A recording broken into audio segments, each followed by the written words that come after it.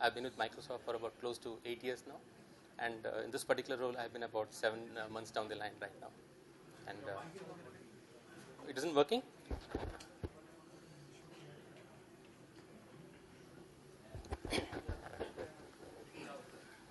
Louder?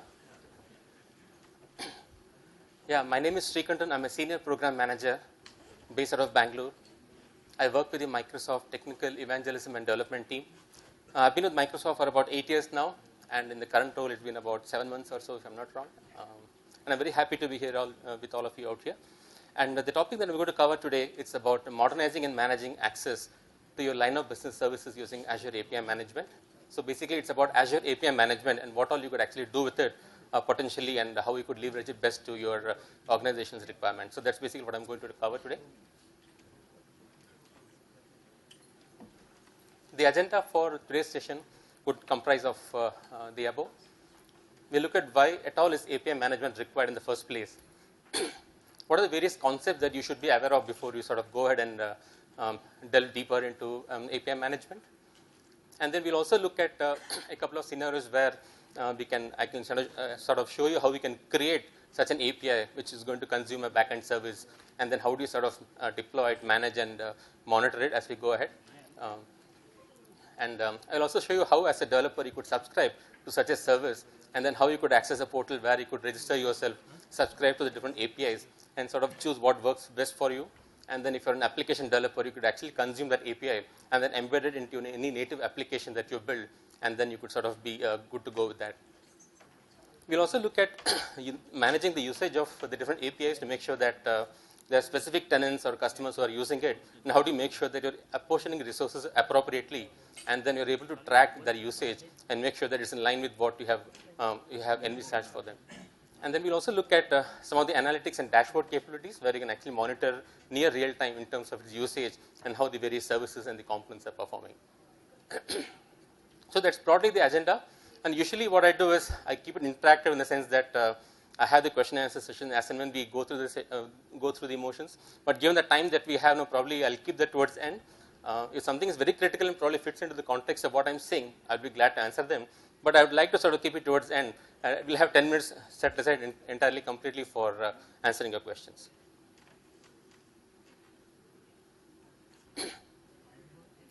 A definition of API management is basically a process of publishing, promoting, and overseeing APIs in a secure and scalable environment. What I mean by that is, let's say you have an organization, you have deployed numerous applications and numerous application services which are being used in your organization for various day-to-day business activities. How do you make sure that at some point you realize there's a lot of value in sort of extracting it to a next higher level and being able to share it with your customers, partners, and also make your employees much more productive by surfacing those applications which can be accessed from mobile devices, for example. So typically in a corporate network, you have all the boundaries, the firewalls, the corporate network, which forbids you from accessing any application from the public internet.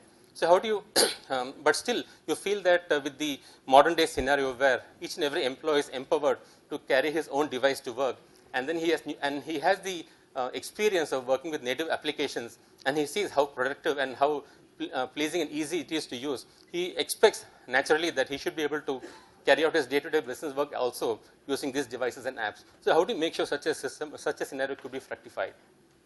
So that's basically what API management is. How do you make sure that you bring the power of what is within the organization to a higher level and make sure that it could be securely and sort of conveniently shared with external organizations. So which is why you see the emphasis on private APIs, partner, and public.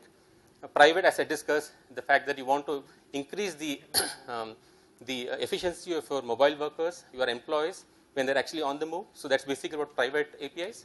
Public is where you actually, over a period of time, you have numerous applications. You have built up a library of media and digital content, which you see has a lot of value for in terms of monetizing it. So how do you make sure that you make it available to the public, and then you're able to charge them for it, and in turn, you see a new revenue and business model coming up for yourself. With partners, you could imagine that, let's say, you are a manufacturer, and then you are dependent naturally on your suppliers for the various spare parts and all of that. Because you have a niche for yourself, you have this scenario where you want to engage your partners who are very critical and who are sort of very faithful to you and all that. You want to give them an early bird's view of what is really being manufactured in your plant. So, they are able to sort of get on early in the engagement with you to be able to understand what the design as it is actually unfolding inside your organization.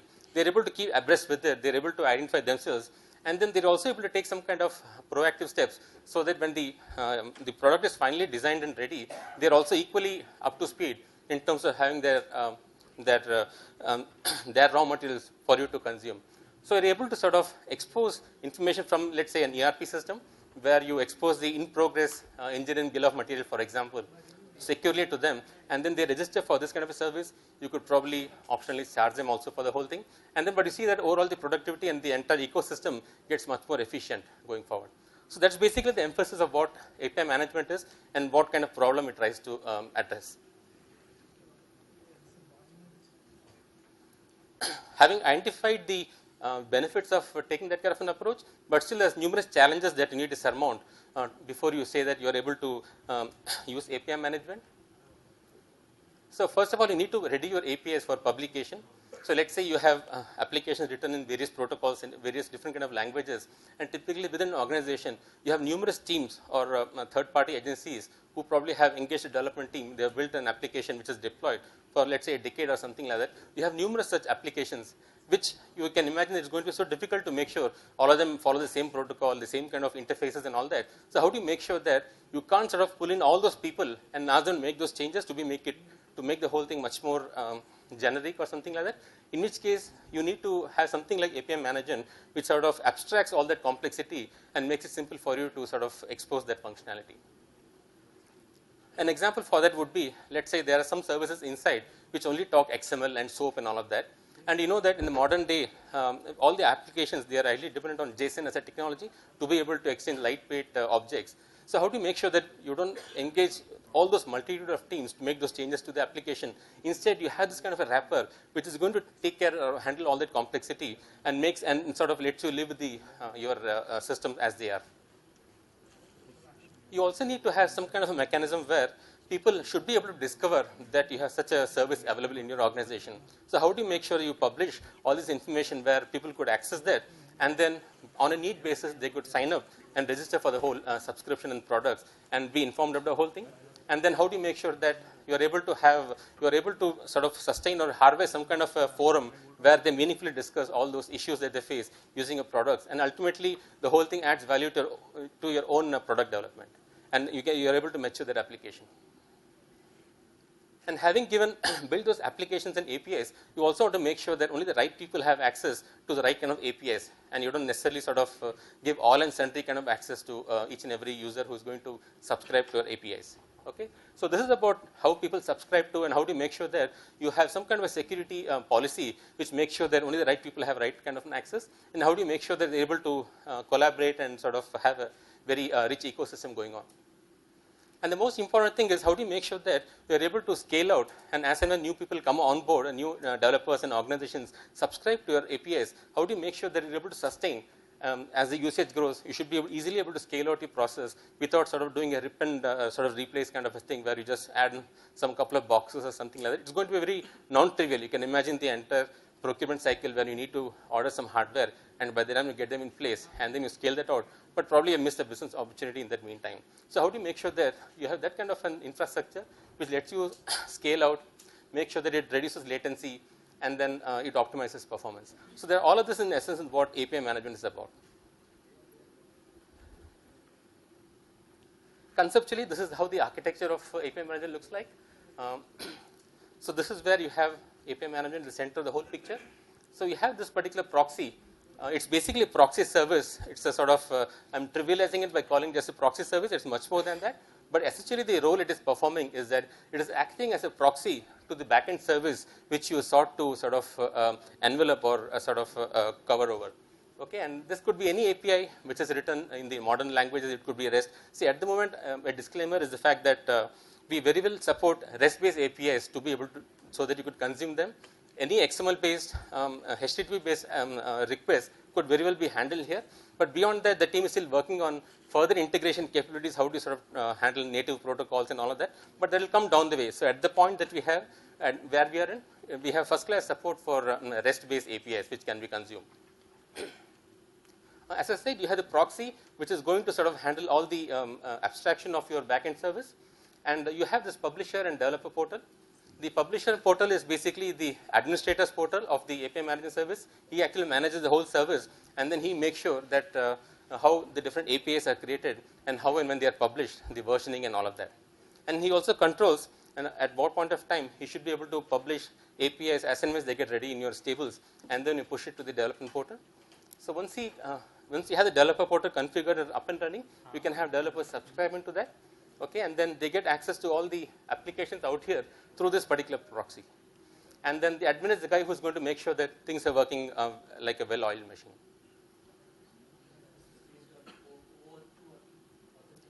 That also is supported. And the question was, is it based on OAuth? Yeah, definitely, yes. We support that as well. Yeah.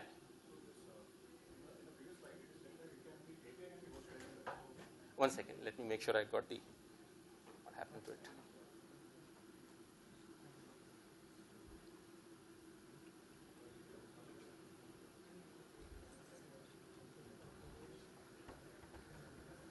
Can you guys help?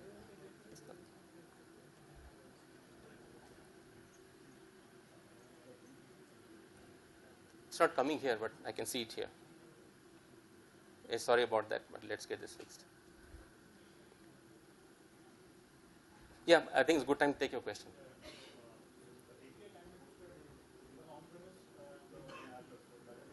No. I mean, the service API which you're consuming, yeah, they can be either on-premise or in Azure. Doesn't matter. No, it's entirely agentless. All the software that is running for the service runs entirely in Azure. But for some scenarios, let's say you want to have a hybrid kind of an interaction where you have an SAP system running in ERP running, and then obviously you don't have REST-based calls which you can directly call here, and then you also have virtual private network, then probably you will have a BizTalk service running in Azure, which is actually having that communication to it. And BizTalk hybrid connection entails that you need to have a connection manager inside on-premise to make that possible, but that is totally aside from API management itself, which is purely a service running in Azure cloud. Yeah, I hope that answers your question. Yes.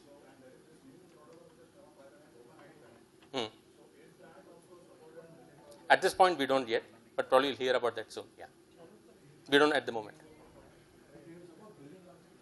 Billing, let's come to that. So I have some slides which will sort of answer those questions. I don't want to jump the gun by answering that right now.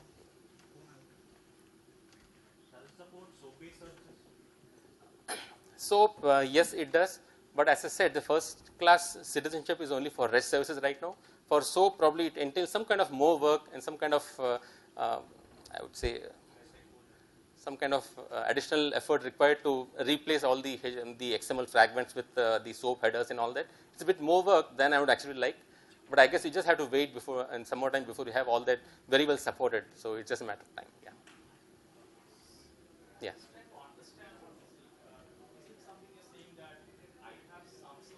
Mm-hmm. Yeah.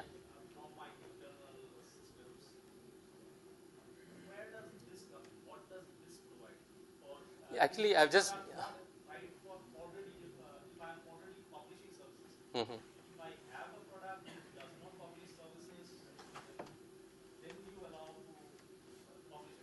Yeah, so there could be scenarios where you have a web-facing website already, which is accessed by customers, partners. That's a different story altogether. You're talking of some systems which exist in your organization, which so far have been sort of bound by the confines of your organization, used by internal users and all that. And then you see that over time you have collected so much of digital assets, which have got a lot of monetary value associated with them. So you'd probably at some point think, why should I not sort of make this sellable? Why should I not monetize the whole thing? And then I'll say, I'll sort of, direct point-to-point business can only grow to a certain point. But beyond that, when you can actually leverage these areas too, then probably you add more value to a business. So you say that I'll also expose this as a service so that my customers and partners can also get on board, and then I'll actually charge them for all the information that I'm going to give it to them. I'll talk of some scenarios later on. So just hold your question. I get your point. I will definitely address those. Oh yeah, it's back here. I'm sorry because we're short of time. I'll not spend too much time addressing questions right now, but I'll be glad to answer them as long as it takes towards the end. I think you talked about this slide. Any questions here? But before we move on, yeah. So what are the different use case scenarios? Probably we just jumped the gun by talking about some of them. One is basically on monetizing your existing digital assets. So as I said, over time you have collected so much of information assets which you think has got a lot of monetary value associated with it. You probably think that why not I sort of expose this and make it accessible to my customers and partners from the internet, and then I securely control all of that, and then I'm able to charge them for it, and in turn sort of supplement the business that I'm having with them. The other one is about product transformation from a product to a platform. For example, there is a company called Speak to It where they built a particular product which is able to sort of have the voice enabled integration to applications, and then they are able to sort of they are sort of pioneers in their particular market field. At some point they realized that instead of this particular product residing as a siloed application inside every organization where we deployed, so why not I make this available as a service so that any developer who wants to use this capability can use this speech to text, vice versa, and all of that into their applications, and I'll charge them for it. So it becomes a service from what it was originally, which is a product. And the last is basically, I spoke about it already, I'll not belabor on that point again, the fact that your employees are much more productive when they're on the move, and it's natural for them to expect that all the apps are available on their mobile devices. They're able to sort of accomplish day-to-day business-specific tasks right from the confines of their tablets or devices, which they're very comfortable to work with. So these are the three sweet spots where we see API management really playing a big part. So what does all it entail? The fact that you should be able to adapt, expose, protect. I'll not sort of read out those slides, but just to make sure I convey the point here, the fact that you should be able to handle different protocols and formats. You should be able to aggregate backend services effectively. You should be able to package the backend services so that it is much more reachable and available to the audience at large across the world. You should also be able to handle authorization, quotas, rate limits, because you want to make sure that you are giving the right amount of horsepower to a particular customer who is paid upfront for it. So you don't want to sort of sandwich him into a scenario where you have a shared infrastructure, and whether he's a high value customer or not, willy-nilly he gets the kind of perceived performance just because some other low value customer is hogging all the horsepower, for example. You make sure that you have the right kind of resources available to your customers as well. You should also be able to monitor the health, latency, activity, and trends, and all that. Make sure your infrastructure is running as a well-oiled machine. And then how do you also make sure you handle life cycle versioning and all of that? So let's talk of a use case where you have a backend service which you want to envelop or encompass using the API management capability. So typical flow out here, because I'll be doing those on the screen, I'm not sure how well it will register when I demo that to you, but I thought I'll give this picture to you so that you'll be able to associate yourself with what you see here with what I'm doing right now, hopefully. You'll actually start with creating a definition for a facade API. I call it facade because it is going to be the wrapper over existing on-premise services. You will actually then map this particular wrapper to specific methods and calls which you make in your backend services. And then you'll also add documentation. You know that, we all know it's reality, the fact that all the applications which I will probably decade back, not all of them were actually rich in terms of documentation. It's difficult for a third person to sort of understand what exactly is happening. So this is a good opportunity for you to sort of add the requisite documentation into the facade API so that you sort of make it easy for the external world to consume your applications. You can also set an authentication policy in terms of determining whether it should be an OAuth based token which gets passed on, which takes the user context, or you want to look at just a point-to-point kind of an authentication where you pass a digital certificate from the client and then it is understood at the server, and that's about it. So you could sort of look at various options out there as well. Having done all of this, at some point you'll actually add multiple APIs into a product. For example, you could associate a product with something like a module in ERP, for example. You could say that the master data module comprises of supplier, master, customers, and all of that. So you'll have an API for customers, suppliers, and all of them could be wrapped into a notional entity called a product, which is where you actually control the amount of quotas, limits, and all that. And that's basically what this is for. And then you can also determine some usage policies, which says that, let's say I have a starter version of a product, I should not allow per subscription not more than 5 calls in, let's say, 1 hour or something like that. And whereas I also have a full scale or sort of a limitless version where people have already paid for it, so where I don't impose those kind of constraints on it, so people can make as many calls as they have signed up for. So this is basically what policies are about. We'll give a demo of all of that going forward. So having done all of this, you have created those APIs, facade APIs, you have created a product, you have added multiple APIs into a product, and at some stage you sort of publish that product so that you're saying that it is available to the consumers at large. And then you also define all the access, so you're determining who should be able to access what. It's a developer, what should he see, if it's an administrator, what should you be able to do on the APIs. And then the information gets available in the developer portal, and after that you can actually test it first as an administrator, and then you will when you actually publish it for the public, then they'll be able to use it into their applications. And the key thing about the whole thing is that the time to the first successful call is extremely narrow, because the whole thing is extremely intuitive and easy to do, and then you also have a intuitive console from where you can test this particular API out, make sure it works the way it should, and then you sort of call your code and then integrate with it. So it reduces the entire throughput of you understanding the whole thing and integrating into your applications.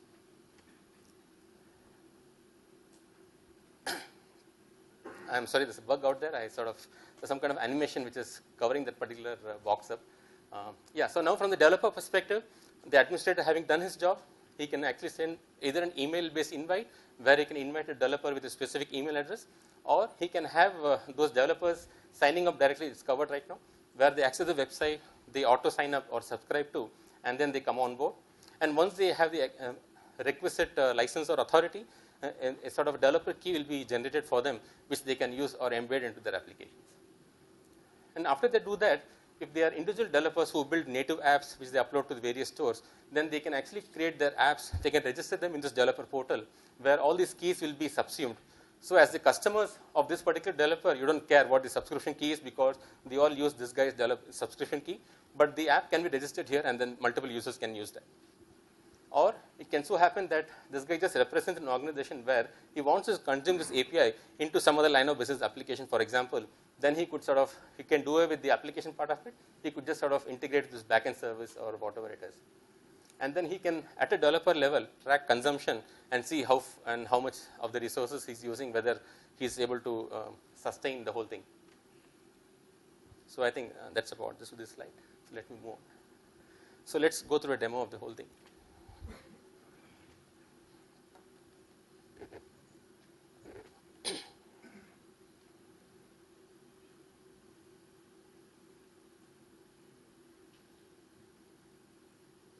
I'm sure you guys have seen the Azure management portal by now, so I'm not really going to delve on that.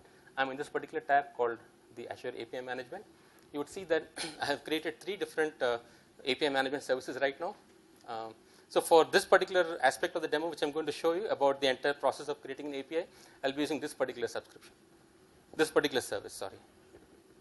So when I click on this, it takes me to this view where I can see a bird's eye view of the service. Okay, and then knowing that I'm the administrator, so I'm going to the publisher portal, and from here it takes me to a different URL where I can see all the a bird's eye view of all the applications and the products that I have configured so far. To quickly tell you what this is about.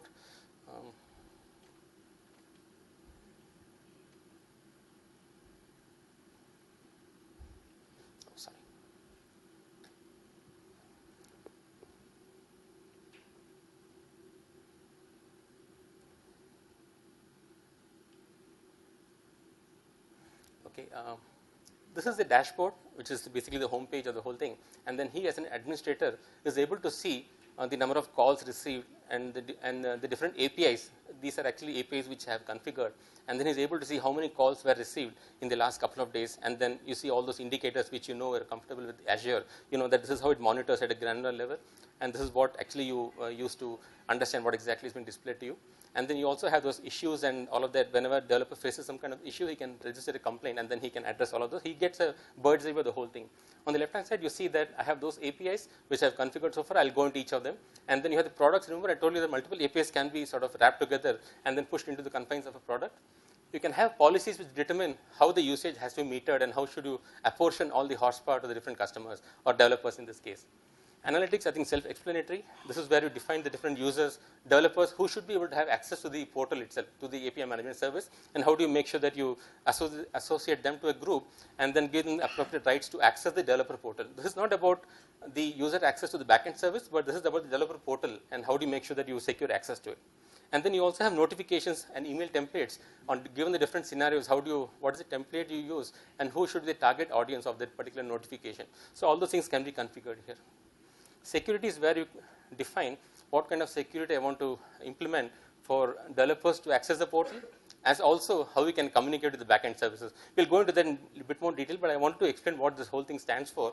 Having said that, let's move on to the API tab out here. You see that I'll first show you how an existing thing works, and then I'll take you through the process of creating one. I have created this service called the customer service. And when I look at the API, you see that there are multiple tabs, and then when I go down here, it gives me the bird's eye view of how much calls have been made to it so far. Okay, and then I can also, sorry, I can export this API. Let me go to the settings tab. So this is where the settings exist for the API when I created it. It tells me this is the name, and then I can actually give a description and all of that. So let me not spend time on the trivial ones. I'll just talk of some critical aspects. So this is key out here. So this is the UI of the backend service which I'm going to consume in my application. So which is what I have indicated here. And then I can say that for my REST API, when I call this particular service, it will be the prefix stroke API, which is how you represent in REST-based invocations. I can specify that I want to call over HTTPS, which is definitely a good idea, because you might have some query parameters going in the string parameters going in the query parameters, which you want to make sure that they are not visible to the outside eye. So once you actually configure the whole thing, this is how the your API management API is going to look like. So this is just the broad definition or metadata of it. Sorry, it's got magnified. So let me go to the operations within this particular API. So you see that I have multiple operations which I have created. One is, they are quite self-explanatory: get all customers from the table, create a customer, get customer by unique ID, and then how do you make sure that you actually leverage caching capability of API management, which sort of, we'll talk about that as well. Let me just execute one particular request for you. So when I click on all customers, I'm sorry, the mouse is acting up.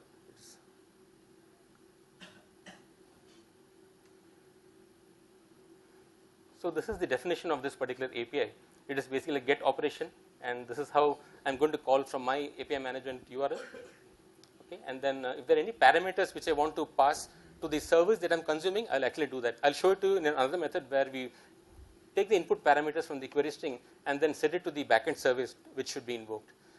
Okay, and this is where actually I add the user-friendly name for the method API and then the entire description for it. I can also go to the parameters tab here. I can add more query parameters if I want to, and then I can define responses as well. So when it's something successful, you get a 200 back from the service, and then you can say what exactly is going to be returned. So when it is successful, you give a description, so that developers, when they consume this API, they'll be able to see this information, which is sort of self-explanatory for them and easy to consume.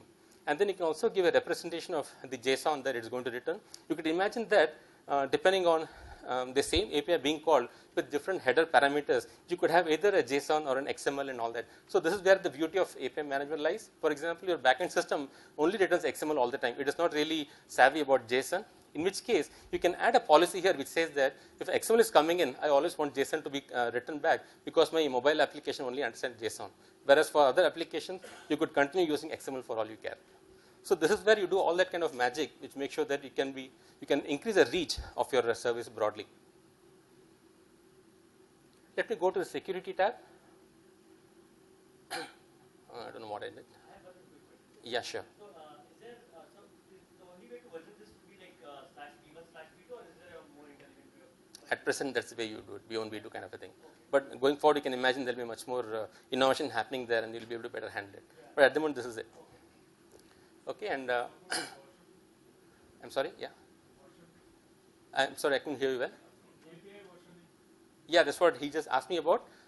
Right now, you just have to go with the names and then add a V1, V2. It's quite trivial, not really great, I would say. But going forward, you can expect that you'll have a much more mature handling of that.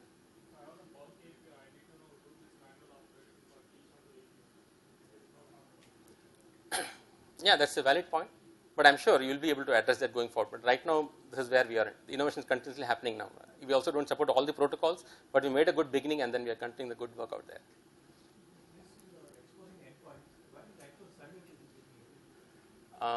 I'll talk about that. I think the slides to come where your question will be answered. I don't want to waste time now talking about something which is eventually going to come. Okay.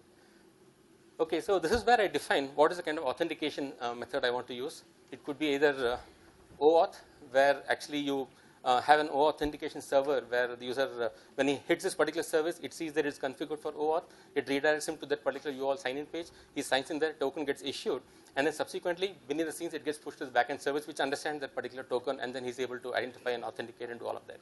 Or you could also have basic as well as certificate based authentication, which is afforded just point to point, it's not at a user level. So if you want to have a user level, the guy who's actually accessing that service, you might have to do it in your application or your code to be able to either pass it in the body or header or something like that, and then sort of handle it. But this is just to authenticate that this particular client from where I'm getting the request from is valid and I know him, and I just let him, and that's it.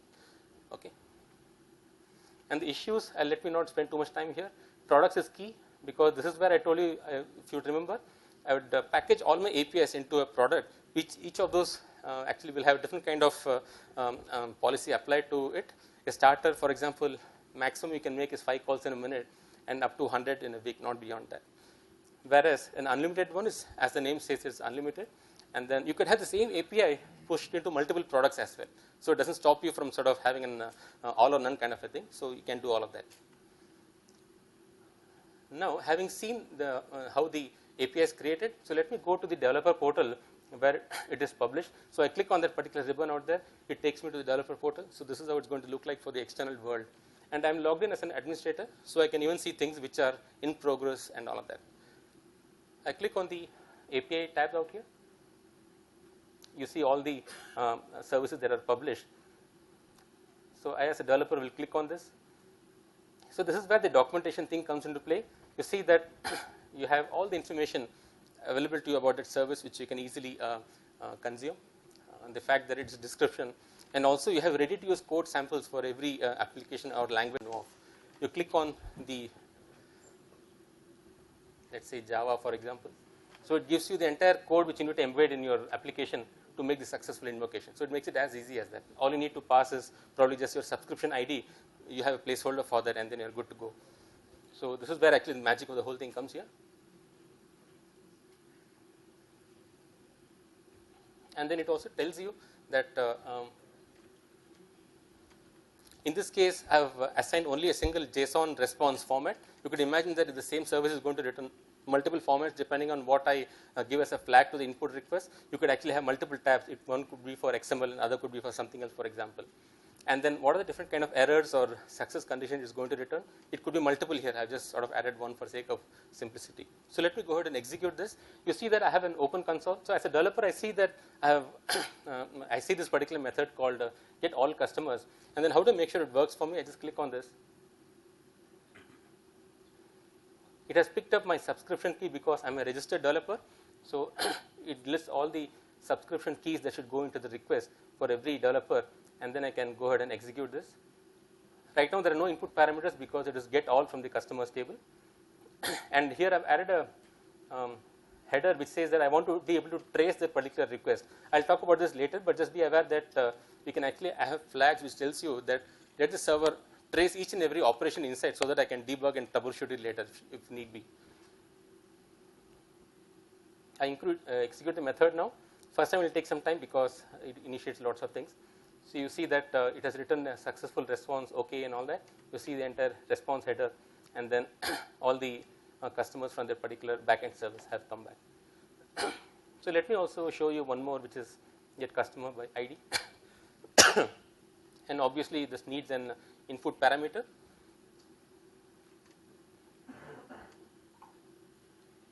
And then I execute this. Okay, so now it has actually returned an XML because that's basically what the service is returning to me. Can we provide the custom document? Yeah, you can. I'll show that towards and just remind me on that. I'll show it to you. But right now, it will break my flow if I go into that, but you can definitely do that. Okay. Okay, so let me make sure I covered all that I wanted to in the. We talked of adding code documentation. Regret URLs, I didn't show that to you. Let me quickly take you to that. What exactly do I mean by that?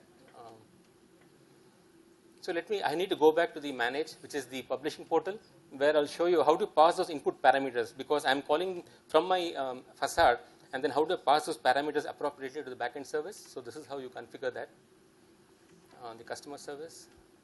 And I have this operation called get customer by ID, where I map the parameters. So you see that my API management application needs to pass a path-based parameter, which is more in line with how we handle JSON and how do you make sure you call a REST-based object. Whereas my internal application expects a query string with an ID equals and all that. So whatever is in bracket is what gets mapped to it. So there are multiple parameters, you can actually map all of that. So this is how you actually map all those parameters. So right now we're just in a simple get operation. So how do you configure a post, for example?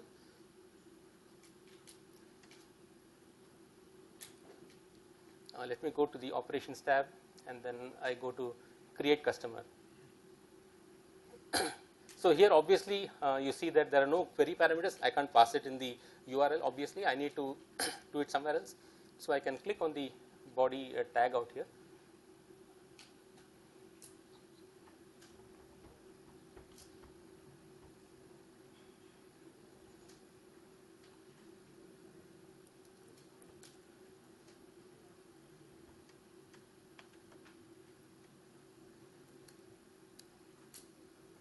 Sorry.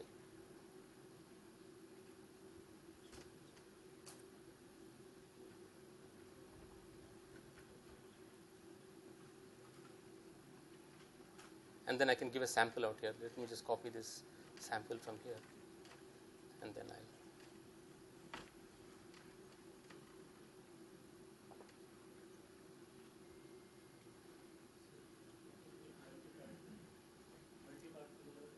Yes, that's up to you how you define that JSON structure, and your service is able to parse that. Okay, so this is how you define your post operation. Let me just quickly execute the same thing for you from this tool here. So which is where I'm calling the same API, and then I'm using the post out here. So I just do a send, and then actually I'm not returning anything like success or failure, which is why you see a blank out here. But we have entered this particular data into the backend service. Just to show that to you, let me just execute it again, and then we'll go back to the database and then see that indeed it is there.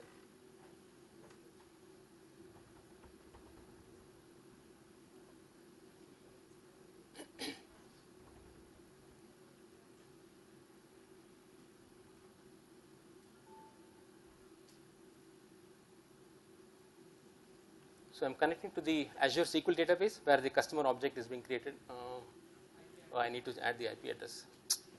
I want to show that to you, and I'm wasting time doing all this now. Okay, doesn't matter.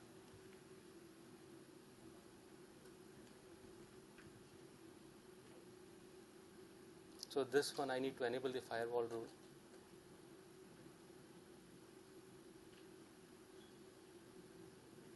So basically, because I'm executing from the, it needs to have a firewall client IP enabled for access to the SQL database, which is what it was scribbling about. So I just added that firewall rule, so I'm able to connect to it now.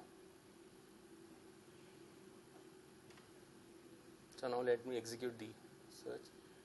Okay, so this is the customer which we added towards the end. Okay, so that's basically just to showcase how the post operation can also be done from the API management. Okay, so let me see if I have covered all of that. Rewrite URLs, HTTP headers. I told you how we can add a HTTP header flag which says that I want to trace that particular request. I add that formation into that, and then that's all is required. I showed you how you could use the console to test all your APIs from, and then how do you add APIs to one or more products. Probably I'll show that to you. Or I'm just looking at the time, it's already 2:40. Oh my goodness, a lot to cover. I'm sorry, I'll just sort of skip this part ahead, but I think you get the idea. I really beg. I'll just need a lot of things to cover. Probably towards the end, I'll definitely spend time with you. Okay. Okay, so we just looked at this. Let's look at policies. I think it's very important. I'll give you a demo of this. I told you that, remember that we have different kind of products and subscriptions. You want to have a starter-based product, and then you also have an unlimited period kind of product, where you want to be able to say that if it's startup, I want to make sure he doesn't use resources more than this particular limit that I'm prescribing. Okay, so you have this particular section out here which says that right now it's you don't see it. It's for caching that I have taken a screenshot for. I'll look at that example too. This is for caching. So what are the different policies that you can scope for? When it's a product level, it could be API, or at an operation level also you can specify those policies. Okay, and then it also applies hierarchically. So what will define the highest level always prevails over what is beneath that. Okay, and then and to be able to access these policies, we can also use the REST APIs that Azure provides to interact with those policies. These are a couple of policies that you can configure. This is about converting JSON to XML I told you about, and then setting some specific parameter into the header so that the backend resource is able to behave appropriately. You can also define call and bandwidth quotas, which are very critical for you to make sure that resource is being appropriately consumed. And then actually you can just read the list over, and then you get the idea.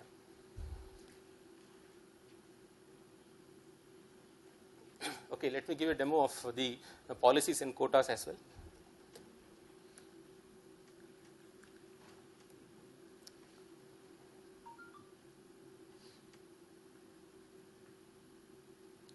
Okay, so I am here right now. Let me go to the developer portal. I'm sorry, you still see this on the screen.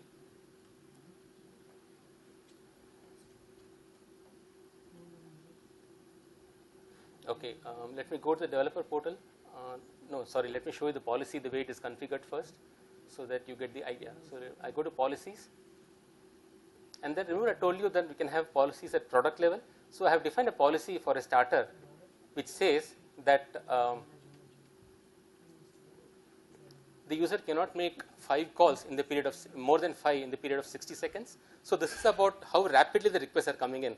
But for a longer duration, let's say for a span of a month, on which my subscription cycle is also based on, I'll say that over a period of a month, this actually is for a week. This is number of seconds translated to days. It comes to 7, and he should not make more than 100 calls in a week.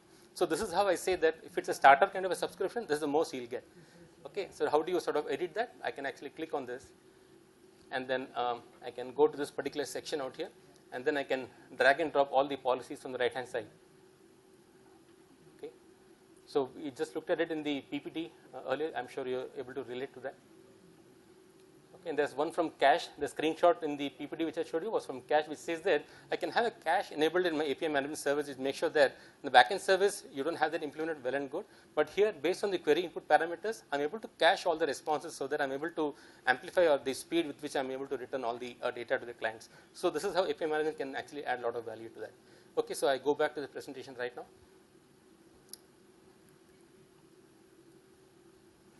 Okay. I think even caching is mentioned, so I think I'll just quickly show that to you as well.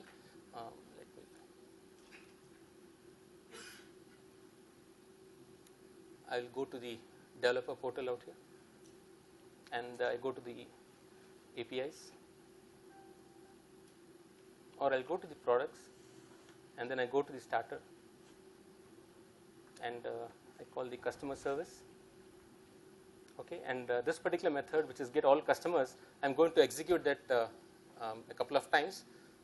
You'll see that at the 6th time it's going to give a too many requests kind of an error. So right now it is 200. So I'm number 2, 3, 4, 5. See, now you got that error because it is a starter edition. So it sees that I cannot execute more than 5. So it sort of errors back saying that you have already exceeded your quota. And this is applied at an individual developer level. It doesn't mean that it is global. Obviously, every developer has the same quota applied to him, totally aside from what it is for the other developer. So you get the idea. Okay. So let me show you the other one, which is about caching. So how do you enable cache?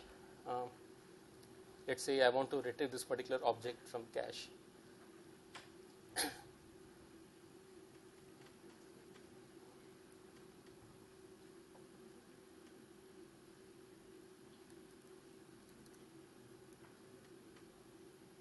So when I say HTTP GET, you'll see the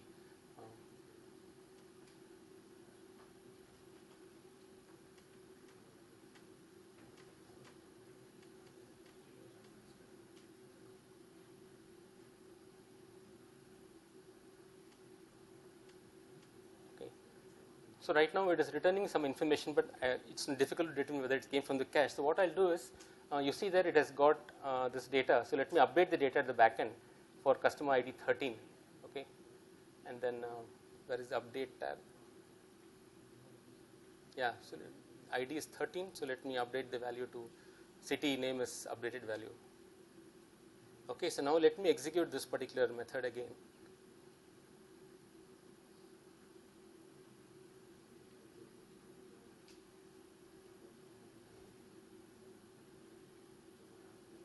we exceeded the volume quota. Sorry, but that's how it works. It's a basic subscription, so it's not letting me execute the other request, but you get the idea. So now when I execute the request again, it will show me still the old value because it's still coming from the cache. Okay, so that's what I wanted to show you. Okay, so that sort of, let's move on. We have covered all of these aspects. How do you define policies at the product API and then operation level, and then we also see determine how we could actually enable caching for the request. Move on to developer sign up and subscription. We talked about this earlier, saying that you could also have social credentials being accepted into the whole thing. I'm an individual developer. I've got a Google account or a Hotmail account, so I'm welcome out here. I can sort of register with that account, and then I don't need to have a password stored separately. I can use the same logged in token to be able to associate into this particular thing. And let's say I'm also an organization where I want to have the developers within my organization to be able to build numerous apps, in which case I already have an Azure Active Directory running, and I want to sort of hook this whole thing up with that, so that my internal organization users can sort of use their AD credentials to be able to sign up and access the application. Okay. So we talked of the developer identities out here. Okay, let me not try too many stunts. Okay, so you have, I discussed all of the identities, and then you can also have a delegated sign up, which means that instead of specifying that Azure is giving you this ability to sort of let users sign up and then sign in, I can also delegate that to the developer organization, saying that you can actually configure a particular URL. You already have an ASP.NET identity membership provider application running. So you are actually more than welcome to give the URL of that, configure that, and then you are responsible for maintaining those developers and authorizing and authenticating them. So that also is possible. The default sign-up process is how an admin can actually initiate an email, and then he can send an email inviting someone, or a developer can also actually self-register and sign up. You have role-based access. I'll show that to you quickly. And then the subscription, when a developer signs up, is actually at the an administrator can determine whether it's auto subscription. So for a basic tier, you could imagine that I don't want to go through the pain of approving each and everything. But if it's an unlimited tier, obviously I want to intervene, make sure it's the right guy. I'm sort of letting access my service. So I'll sort of have an approval step for myself before I actually let him access my application. And then I mentioned this earlier, you have numerous templates to send all the notifications and emails, and then who the emails should be directed to. All those scenarios can also be handled. So I'll just quickly give you a walkthrough of something which is already configured.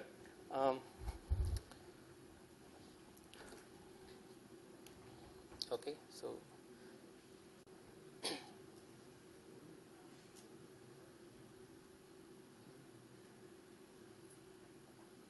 I need to go back here and select another API management service for which I have done this the identity provider hookup. So let me go to API management service, and I have this CRM service out here, which is where I have linked up the Azure Active Directory sign up process. So let me go to manage.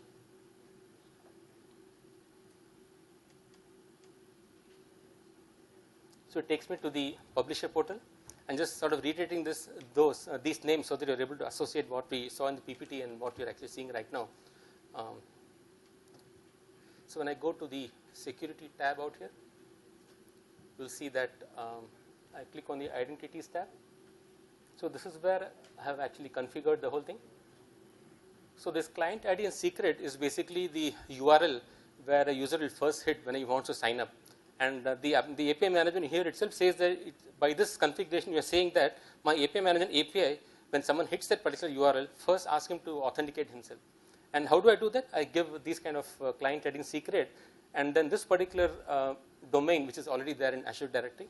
So it goes to that particular page where he enters his credentials, AD verifies he's indeed authenticated, and gives him a token back, and then he's able to execute that particular request.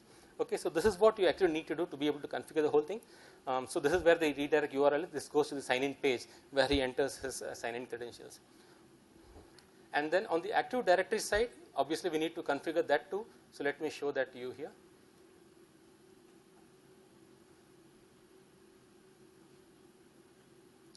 I go to Active Directory, and then so when I go to this, I click on the applications which require Active Directory to authenticate them. So it shows me that this is the CRM app which I have configured. So when I click on this, you see that I have the sign-on URL, okay, and then the client ID and secret which I entered there is basically derived from here. I configured this, got the ID, and then I sort of set that in the configuration for API management, which is how the actually the hookup and link up is actually happening. And the secret comes from the secret key that you saw comes from here, which is sort of disabled now because it is accessed only first time that I configure it. So the client ID and secret is obtained from here. Okay, and this is the API which is going to consume this whole process. So this is all that you need to do to be able to have the Azure Active Directory pitching in for a single sign-on. So let's see this in action right now. So I'm in this particular, I'm in the wrong portal because I need to navigate to another application here which uses that.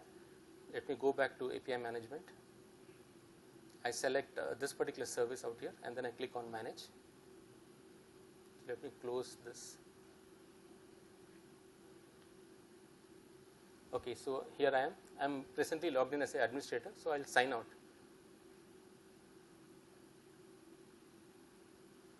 Okay, and because I'm going to use AD authentication, so it falls with what I'm already signed in here. I need to sign this off as well. I click on sign in. I've already configured the users who should be able to access, so I'm going to pick that up from here because it's difficult for me to remember them all the time. So this is one user who I have configured. So let me enter his credentials. When I have the Active Directory integration enabled, you see this particular link at the bottom, which is when it appears. This is for the normal email password where you don't care who you just have the email address and then he fits in his own password, which is different from the social password, of course. Or you can also have Active Directory integrated. So you can click on this particular link and then it takes me to a different sign-in page now. So now I enter the email address. I'm the developer inside the organization, so I'm using my Active Directory credentials.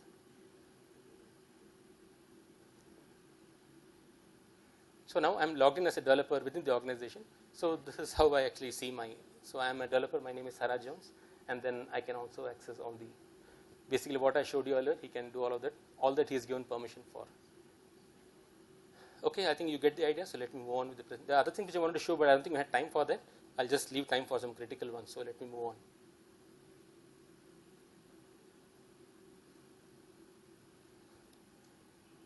Okay, so I couldn't show you these, but I'm glad to show it after the session, just to make sure that we don't miss out on all of this. Okay.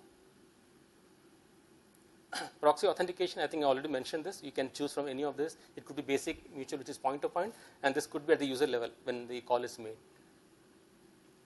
And this is just a sort of a quick logical architecture of how the whole scenario works of proxy authentication. So with basic and client certificate, so you can actually have the proxy passing those parameters to the backend, which understands that and lets the call through to the subsystem. That was basic. Now this is certificate based authentication. Let's move on to monitoring and analytics.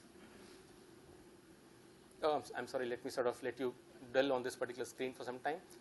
You can actually perform overall monitoring and analytics. I'm the administrator of the whole setup, and then I see all the developers across all of them. I am able to see and monitor all the usage and health and all of that. I can also do it at a per developer level because I have built an app as a developer and people are using it. I need to make sure that I'm sort of providing for all the costs that I'm going to incur, and then everything is within the limits and all of that. I can also monitor the usage, and when you want to, there's a question on metering. So at this point, we don't have a ready-to-use feature that you can actually say this is the metering module for the whole thing, but you have all the APIs and all the data that is getting collected. So at this point, you're free to use these APIs to get the information at a subscription developer level and able to charge your so generate your invoice and charge your developers accordingly. So these are the various reports which are available. You can actually monitor the calls, bandwidth, how they're performing, the cache hits and misses. I've configured cache, but exactly how am I using those cache? Is it being done effectively? Yes or no? I can monitor all of that. You can just read through these slides. I can also trace an API call. I'll show that to you quickly. So this is how the snapshot looks like. You can actually see where the different calls are coming from. Not exactly reflecting what I'm doing right now. It's just a dumb snapshot, but you get the idea. So wherever the services and where the client requests are coming from, you actually see a color-based indication of where they're coming from. And then you also have a correlated view on the left in terms of the call volumes and all of that. Okay, let me quickly show you the analytics part.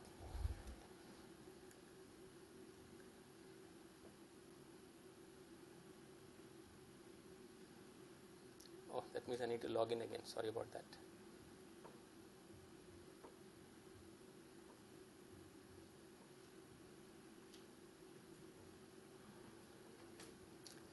I think I'll let that part of the demo be. Let's move on to the other points which are more critical. I don't have time, just 5 minutes left, so sorry about that. These are the various, from the architecture perspective, you should be aware of. How do you handle scalability, high availability and DR, deploy to multiple Azure regions, and VPN connectivity.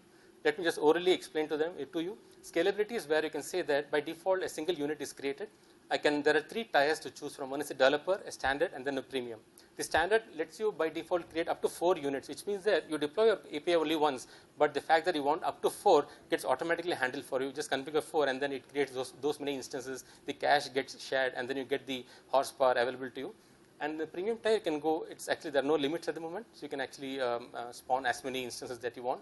Apart from actually doing that, you can also spread your load across multiple regions. So I can say that when I'm in the premium tier alone, I have the ability to define that I want to configure this in different geos. What this entails for you is that when a developer hits this particular single URL, depending on where he logged in from, based on proximity assessment, it goes to that particular URL or that particular location where the service is running, then actually making the round way trip around the world to hit somewhere else. So all this is automatically taken care of for you. You don't have to worry about it. You don't have to load balance or do anything. It's done by itself. And then high availability and disaster recovery, actually you have inbuilt PowerShell commands and then REST APIs which you can invoke, and then you can back up an entire service configuration, and then you can restore it in a different location. You also have VPN connectivity for on-premise services, which means that let's say I have a service running inside the corporate firewall, which is a REST-based service, for example. Then I can actually create a virtual network in Azure which works in tandem with that, and then I can directly configure this API management and call that particular URL directly, and I can use it in my mobile application. So that's the ease of communication, going through all the barriers that you actually generally associate with accessing a in-premise or a corporate network-based resource. These are the 3 tiers I spoke to you about. You have the price point, of course, varies regularly, so don't go by that. It's just an indication or a snapshot taken at a point. You can see that with the standard, you get about 7 million calls a day. You can go up to 32 million for premium. This is there on the website, so I'll not spend too much time out here, but you can just look at it for a second. Let me move on. I guess we don't have time for to show you how you customize the developer portal, but it's actually based on this kind of what you see is what you get kind of an editor, where I'm logged in as an administrator, click on a particular tab, it says customize, and then I have a style editor where I can go to every section and say this is what I want to have as a color scheme or how the font or whatever it looks like. So basically you can play around with this particular UI. It's based on the Orchard CMS, which is an open source thing, and then it also uses Bootstrap as a means of configuring those style sheets, just for information. I'm sorry we don't have time for this demo. I'm really sorry about that, but I can talk about it after that. And this is a typical scenario. I thought for architects in the room, it would be useful to see how exactly does it fit into an overall enterprise kind of a scenario, where I have some kind of an ERP system running out here, which doesn't have REST calls, so that I can directly call an API manager. But I have a bespoke hybrid connection out here, which is able to get all the information. And then I have an Azure website where actually it gets all the information. And then the API out, the web API out here, I'm calling from the Azure API management. So this gives you a perspective of the overall architecture and the various components. You see that Azure API management uses the traffic manager to route the request to different locations. You also have an in-memory cache associated with Azure API management, where you can actually get performance and all of that. You can also have an authentication provider, any OAuth 2, or it could be Azure Active Directory. And yeah, so that's about the high-level picture of what a typical architecture could be when you use Azure API for an enterprise scale application. There's a feature list which is pretty detailed. You can look at this slide later on, but I thought for sake of completeness, I'll include this so that you get a good idea what all we cover. These are some customer scenarios. I am sorry we don't have time to talk about that. So these are the various references, and yeah, so that's about brings me to the close of the presentation. So I'll be glad to have your feedback as well in this particular location. Any questions, I'll be glad to answer. Yeah. Yeah, tell me. I'll take his question first. Yes, sir.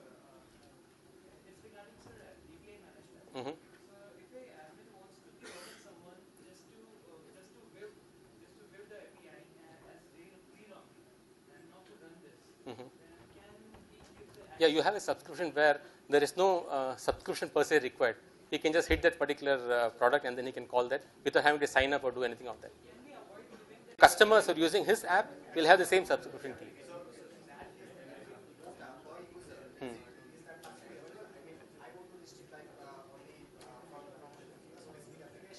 Hmm. Hmm. Hmm.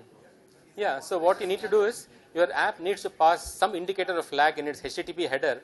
So with that, the API manager recognizes that I see this particular tag, which means that it's coming from this particular application. So for this, I'll configure a policy which says that if you see this in the header, then you put this particular quota. You can do that. Yeah. Yes. Sir. Okay. It's not at an. Yeah, you can do it at a method level as well. Yes. Yes, you can. Any other question? Sorry, I can't hear you. Can you move closer here if you don't mind? I can't hear you well. Yeah, you have a tracing inspector. Probably let me show that to you.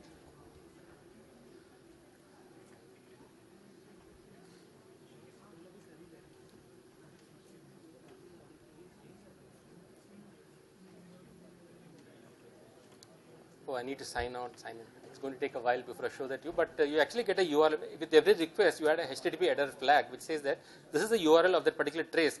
I want this particular request to be entirely written to that particular log out there. And then the response, it returns that particular URL. So hit that particular URL, it gives you a JSON object which gives you the entire flow of the pipeline, what happened to that request. You can do it at a per request level. Yeah. Java program. Okay. I'm sorry, I'm not able to hear in the noise. Can you come here, please, if you don't mind? Yeah. Mm-hmm.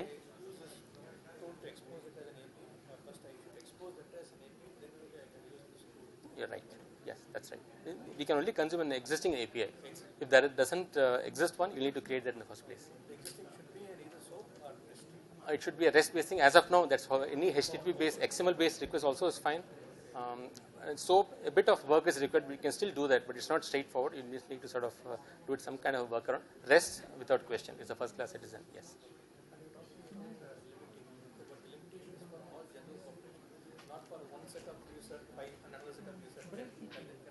A user, as in, are you talking of developer subscription?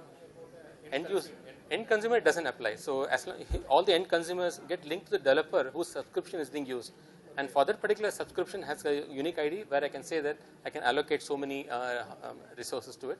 I think this gentleman asked a question where the same developer has numerous applications. Does it mean that it gets applied globally and I won't be able to piecemeal allocate different resources based on the application?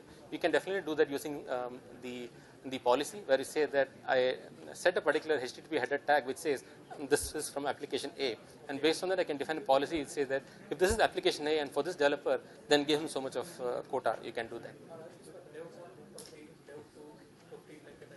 No. Whatever applies for all developers in that particular subscription level. Or you can create multiple products. You can create one more flavor which says that it is meant for a subset of developers who want this many calls. And then you can do that. There's no limit to how many products you can create, all using the same APIs. Yeah, sure. Yeah. Mm-hmm. That's totally outside the domain of this API management. So your service has to handle that the way it is. You don't need to change that. So that will continue to remain the way it is. So we are not saying that because we are bringing API management here, you should change your security policy just for the sake that we want to abstract it. No, we are not saying that. So you will continue to use your same security policy where your service accesses your database or whatever. That doesn't change.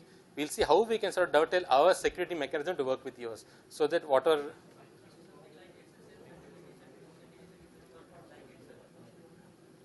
Since backend, you already have your service API which is talking to that. No?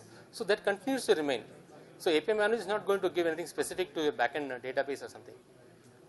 I think you didn't get my point, or you can come down the drawing board and then probably we can discuss it if you don't mind. Any other questions? Yeah. OAuth for the service or for developer registration? For the end user. OAuth, or it could be mutual certificate or basic authentication.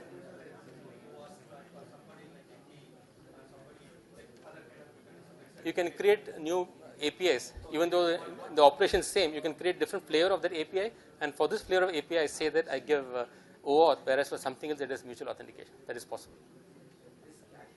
Yes. You can set a timeout. So where, of course, you should only identify those objects which are not liable to change at least over the course of the day or so many number of hours. They are good candidates to push them. Something which is transient like session state, definitely you will not use it for that. You can build some operation which says that you can update that particular cache. Right now we don't have an API to directly do that. At this point you can just define a cache and then you can say that how do I update the cache. So you can say that right now I'm getting the first call based on this query parameters. Obviously cache doesn't have it. It comes back and then you can say now you set the cache and then it will sort of hold that. You can sort of put a expiry duration. Based on that it will sort of clear the cache and then get it afresh. But make sure you have only the right candidates chosen for this cache because you don't get to play around with it so much. Like you do the ASP.NET session state provider and all, you can't do that. Okay, thanks a lot for listening in.